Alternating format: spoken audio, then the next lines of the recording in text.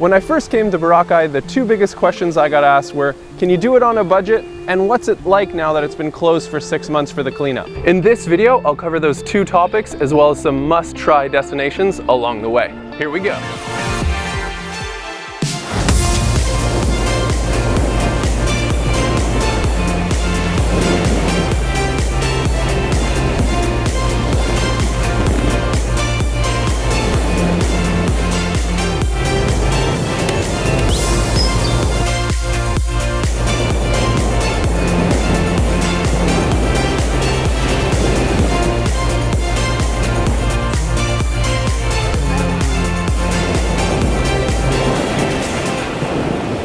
First off, can you do the island on a budget? The short answer is yes, but it's going to take some work. Go on Airbnb or Booking and look for newly listed hotels. For instance, I got this one, Magarbo Hotel, for $30 a night, and it is way better than I expected.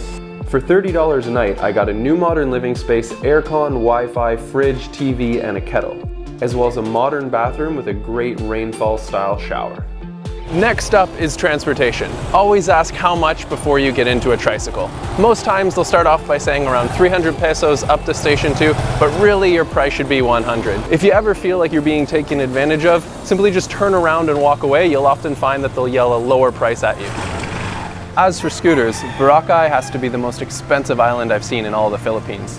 This one right here cost me just over $50 a day, and compare that to Siquijor, I was spending about $6 a day on a scooter. Instead, why not ask a local to drive you around? They'll do it for about 200 pesos an hour, so way better than renting a scooter. Now, how has Boracay changed after being closed for 6 months? As of April 2019, there's still so much to be done. Bullabog Beach in Section 2, for instance, still has piping laying all over the beach waiting to be installed. One of the locals told me that a lot of the road construction is under hiatus until the election season is over. That being said, Boracay is still an incredibly beautiful place to visit. Just don't expect the work to be done for a while. For those concerned about the well-being of the locals after the Boracay shutdown, I'm happy to report that tourism comes up a lot. Now for my tips for Boracay, it may be cliche, but it's cliche for a reason. I recommend White Beach for sunset. It's that picturesque spot, you can grab a little sailboat ride to take in the sunset, and it's just a beautiful scene here.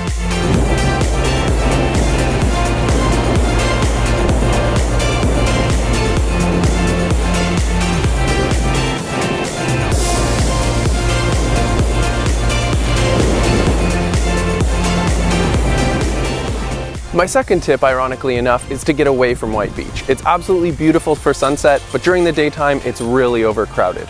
Why not instead grab a scooter and go to one of the many beaches surrounding all of Boracay?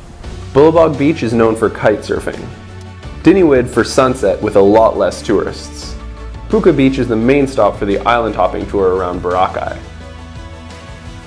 All three Iligan beaches are known for their beautiful white sand and great photographs, however have very strong winds. As for restaurants, I don't have any in particular to recommend, but honestly there's so many good ones around here. Wherever you walk, wherever you get hungry, just stop there, look around. Within a matter of moments, you'll find the right one for you. All in all, Boracay is more beautiful than ever. The beaches are incredible and there's so much to do. Now I want to know what you guys think. Is there somewhere around here I missed? Or if you know of a beach more beautiful than Boracay, let me know, I'd love to go.